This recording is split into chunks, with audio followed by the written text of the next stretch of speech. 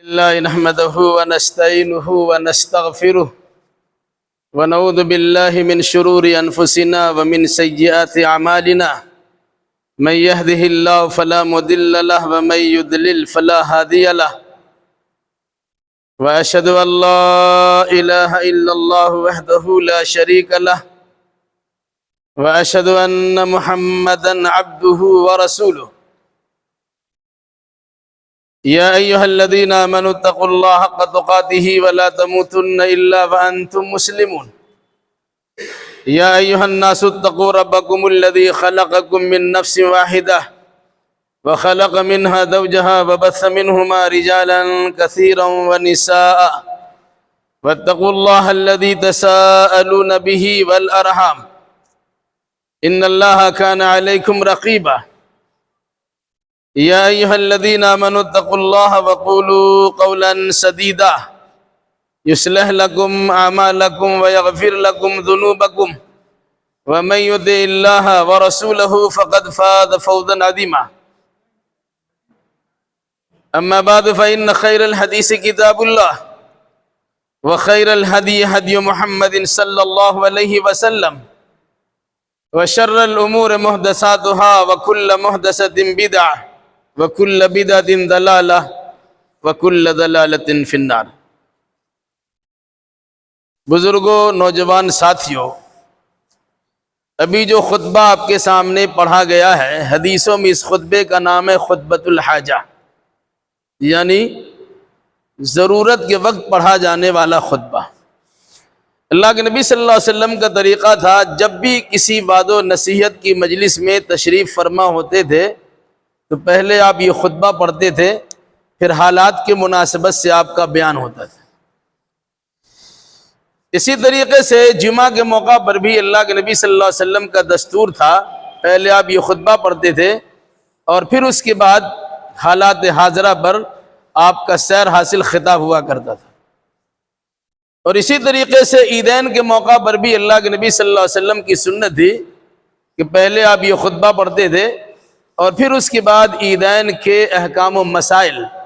اور پورے سال بھر کے لیے بہت سارے پیغامات دیا کرتے تھے۔ اور اسی طریقے سے نکاح کی مجلس میں بھی آپ کا طریقہ تھا کہ پہلے آپ یہ خطبہ پڑھتے تھے اور اس کے بعد ایجاب و قبول کرایا کرتے تھے۔ یہی وجہ ہے کہ آج بھی پوری دنیا میں جہاں کہیں نکاح کی تقریب منعقد ہوتی ہے، قاضی صاحب کی زبانی کہیں کھڑا ہو کر، کہیں بیٹھ کر، کہیں آہستہ سے، کہیں زور سے یہ خطبہ ضرور پڑھا اور سنا جاتا ہے۔ آخر اس خطبہ میں کیا کہا گیا ہے، میں بالکل ہی اختصار کے ساتھ اس کا مفہوم و خلاصہ آپ کے سامنے رکھتا ہوں تاکہ یہ سمجھنے میں آسانی ہو کہ اللہ کے نبی صلی اللہ علیہ وسلم نے دین کی بنیادی باتوں سے کسی بھی مجلس کو محروم نہیں رکھا تھا۔ یقیناً اگر کوئی انسان اس خطبہ کو اپنی زندگی کے لیے دستور بنا لے، منشور بنا لے، لاہ عمل بنا لے تو اس انسان کی زندگی کی کامیابی کی ضمانت دی جا سکتی ہے۔ اس خطبہ میں سب سے پہلے اللہ کی تعریف کی گئی ہے، اللہ سے مدد مانگی گئی ہے،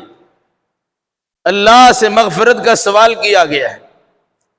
اعمال کی خرابی سے اور نفس کی شرارت سے اللہ کی پناہ چاہی گئی ہے۔ پھر اس حقیقت کو وعدے کیا گیا ہے کہ جسے اللہ ہدایت دینا چاہے دنیا کی کوئی طاقت اسے گمراہ نہیں کر سکتی، اور اگر کسی بدبخت انسان کے لیے اللہ نے ہدایت کا دروازہ بند کر دیا ہو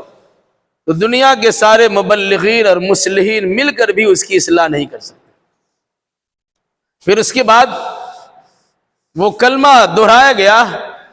کہ جس کے اقرار کرنے کے نتیجے میں ایک غیر مسلم مسلمانوں کی جماعت میں شامل ہو جاتا ہے۔ وہ کلمہ کیا ہے؟ اشہد اللہ الہ الا اللہ وحدہ لا شریک لہ واشہد ان محمدا عبدہ ورسولہ۔ میں گواہی دیتا ہوں کہ اللہ کی سوا عبادت کے لائق کوئی نہیں ہے، وہ اکیلا و تنہا ہے، اس کا کوئی شریک نہیں ہے، اور میں گواہی دیتا ہوں کہ محمد صلی اللہ علیہ وسلم اللہ کے بندے ہیں اور اس کے رسول ہیں۔ اس کے بعد قرآن مقدس کے مختلف 3 جگہوں سے 4 آیات کریمہ پڑھی جاتی ہیں۔ سب سے پہلے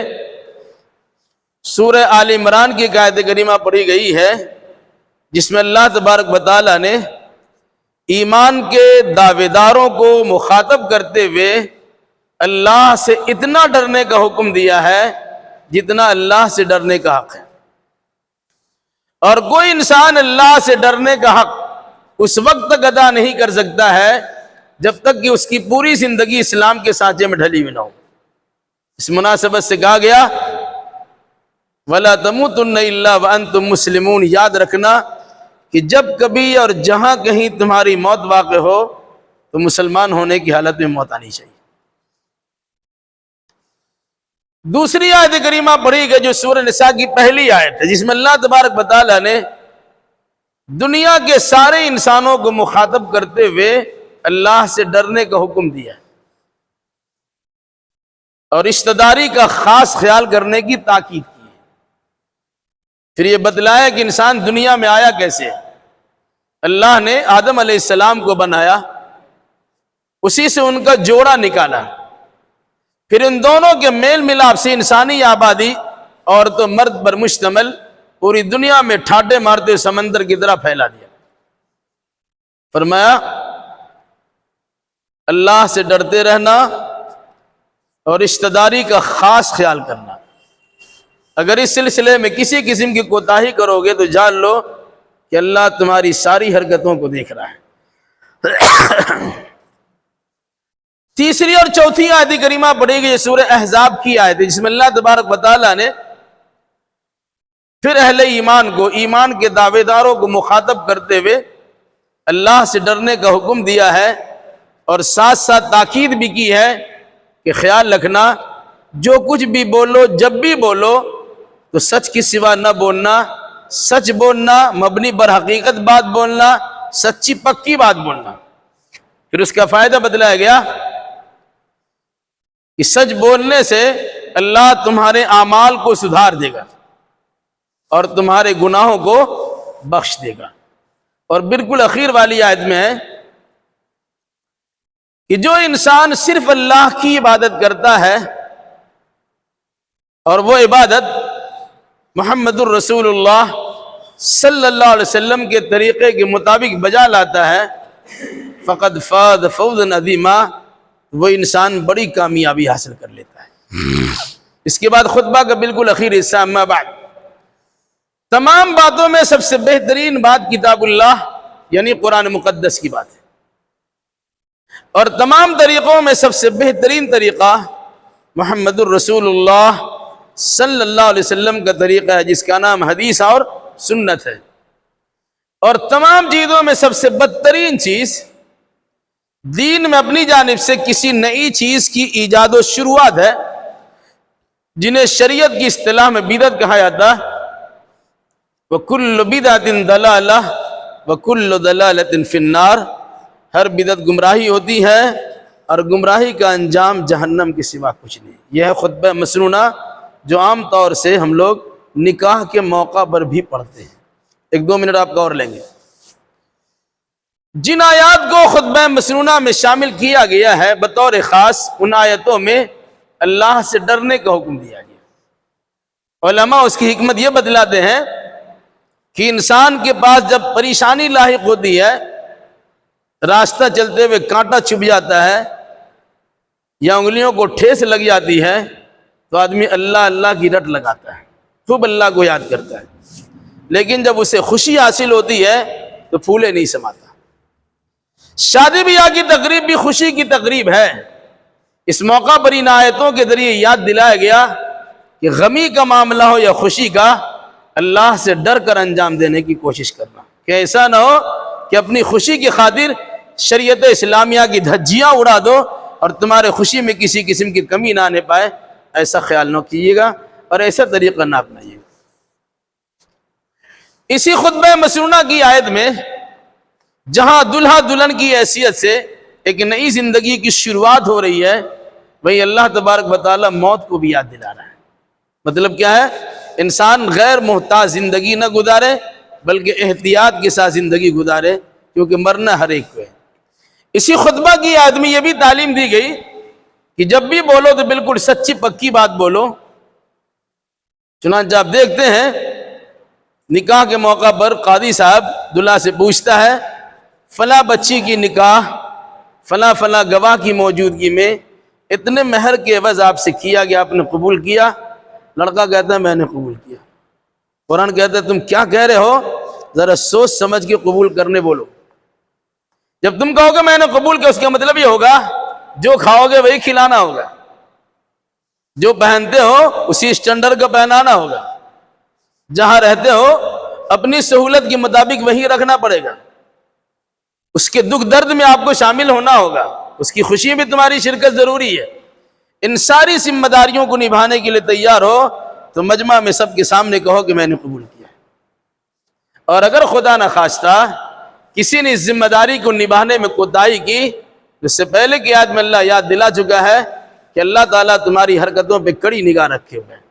اور اس سے پہلے اللہ یاد دلا چکا ہے کہ مرنا ضرور ہے اور مرنے کے بعد تو ہمارے ہی پاس آؤ گے، پھر حساب تمہیں چکانا پڑے گا۔ اس مناسبت سے اس خطبہ مسنونہ کے ذریعے سے دلہا دلہن سمیت تمام سامعین کو یہ مفہوم سمجھایا جاتا ہے کہ ہماری انفرادی زندگی جو گزر گئی، اب اجتماعی زندگی بڑا احتیاط کے ساتھ گزارنا چاہیے، اور اس کے ساتھ ساتھ ذمہ داریوں کو نبھانے کے جذبے کے ساتھ گزارنی چاہیے۔ اور بالکل اخیر میں جو بات کہی گئی، ہم میں سے ہر انسان کہتا ہے کہ سب سے بہترین بات کتاب اللہ قرآن مقدس کی بات، اس میں کوئی شک و شبہ نہیں، لیکن عملی جامہ پہنانے کے لیے ہم قرآن مقدس کو پڑھتے بھی نہیں، سمجھتے بھی نہیں، اس کی تعلیم پر عمل کرنا اور اس کے پیغام کو عام کرنا بڑی دور کی بات ہے۔ ہم میں سے ہر انسان بولتا ہے کہ سب سے بہترین طریقہ اللہ کے نبی صلی اللہ علیہ وسلم کا طریقہ ہے، تو شادی بیاہ کے موقع پر اللہ کے نبی صلی اللہ علیہ وسلم کا طریقہ بہتر نہیں ہے؟ آپ نے اپنی بھی نکاح کیا ہے، اپنی 4 بچیوں کا نکاح کیا ہے، صحابہ کرام کا نکاح کرایا ہے، کس طرح نکاح کیا ہے؟ یاد دلایا گیا کہ اللہ کے نبی صلی اللہ علیہ وسلم کا طریقہ جب سب سے بہتر طریقہ ہے تو زندگی کے تمام تر شعبات میں طریقہ رسول اللہ کو اپنانا چاہیے۔ اور اخیر میں جو بات آئی تھی کہ سب سے بدترین بات دین میں اپنی جانب سے کسی نئی چیز کی ایجاد و شروعات ہے، جنہیں بدعت کہا جاتا ہے، جن کا انجام جہنم کے سوا کچھ نہیں ہے۔ اس موقع پر بھی دیکھا جاتا ہے ایک رسم ہے جسے لوگ کرتے ہیں، دلہا کو قبول کرانے کے بعد کہتے ہیں کھڑا ہو کے السلام علیکم۔ آپ کسی میں سے کسی کے اندر یہ ہمت نہیں ہوگی اچانک کوئی کھڑا ہو کے السلام علیکم کہے گا، دلہائی کو کھڑا کرا دے، کیوں؟ یہ طریقہ اسلام کا نہیں ہے، بلکہ ان کی وجہ سے یہ مجلس رچائے گی، ہماری آپ کی ذمہ داری بنے گی، ہم ان کے قریب پہنچیں گے اور مبارکبادی کی وہ دعا دیں گے جو دعا اللہ کے نبی صلی اللہ علیہ وسلم نے اپنے زمانے میں دلہا دلہن کو دیا تھا۔ دلہن کے پاس ہم موجود ہیں، مبارکبادی کے وہ کلمات سنائیں گے، دلہن کے پاس وہی جا سکیں گے جو ان کے محرم رشتہ دار ہیں۔ کیا دعا ہے؟ بارک اللہ لکا وبارک علیکا وجمع بینکما فی خیر، اللہ برکت دے، تم دونوں پر برکت کی مسلسل بارش برسا دے، اور خیر اور دین کے معاملات میں تم دونوں کے دلوں کو جوڑ کے رکھے۔ اس سے بڑھ کے دعا کیا ہو سکتی ہے؟ یہ اللہ کے نبی صلی اللہ علیہ وسلم نے دلہا دلہن دونوں کو یہ دعا دی ہے، ہماری آپ کی ذمہ داری ہے ان کو اٹھانے کے بجائے ان کے قریب پہنچے اور اس طرح سے مبارکبادی کلمات سنائے، بارک اللہ لکا وبارک علیکا وجمع بینکما فی خیر۔ اللہ تعالیٰ اس نکاح کو مسعود و میمون و بابرکت بنا دے۔ اے اللہ تو اپنے فضل و کرم سے ان دونوں کے دلوں میں الفت و محبت پیدا کر دے، ان دونوں خاندان میں الفت و محبت کی جو جگہ دے، ان دونوں کے ساتھ ساتھ ہم تمام کو زندگی کے تمام تر شعبہ جات میں کتاب اللہ اور سنت رسول اللہ سے مکمل رہنمائی حاصل کرنے کی توفیق عطا فرما۔ اقول قولی هذا واستغفر الله لي ولكم ولسائر المسلمين واخر دعوانا ان الحمد لله رب العالمين۔